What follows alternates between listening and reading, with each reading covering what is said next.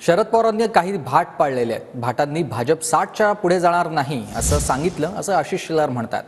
पवारांच्या पक्षाची अवस्था गाढवाचा सल्ला घेणाऱ्या सरदारासारखी झाली आहे, असंही आशिष शेलार म्हणाले.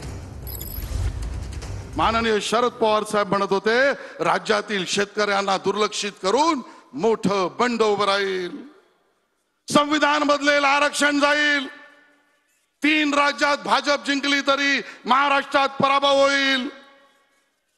शरद पवारांच्या पक्षाने कोणाकोणाची मदत घेतली नाही.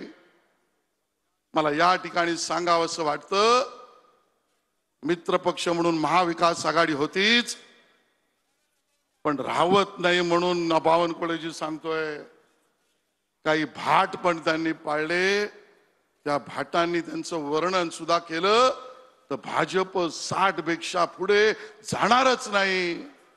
मडके विकणाऱ्या व्यापाऱ्यांना आणलं, सल्लागार बनवलं, जो मिळेल त्याला सल्लागार शरद पवारांच्या पक्षाने बनवलं. त्या बिचाऱ्या मडके विकणाऱ्या व्यापाऱ्याला लक्षातच आलं नाही की पंडिताच्या ऐवजी मला सल्लागार का बनवलं. सरदाराने विचारलं किती मानधन घेणार, 500 रुपयाच्या पंडिताऐवजी मडकं विकणारा व्यापारी म्हणाला 100 रुपये. पुन्हा एकदा सरदाराला शिकारीला जायचं होतं, त्याने मडकं विकणाऱ्या त्या सल्लागाराच्या व्यापाऱ्याला विचारलं ढग येणार आहेत का. व्यापारी म्हणाला 10 मिनिटं थांबा. तो म्हणाला 10 मिनिटं का. म्हणाला जाऊन येतो. सरदार म्हणाला का जाऊन येतो. तो म्हणाला मी माझ्या गाढवाला विचारून येतो. सरदार म्हणाला गाढवाला का विचारतो. तो म्हणाला गाढवच मला सांगतो, उभं कान असला की पाऊस नाही, आडवं कान असला की ढग येणार आहेत.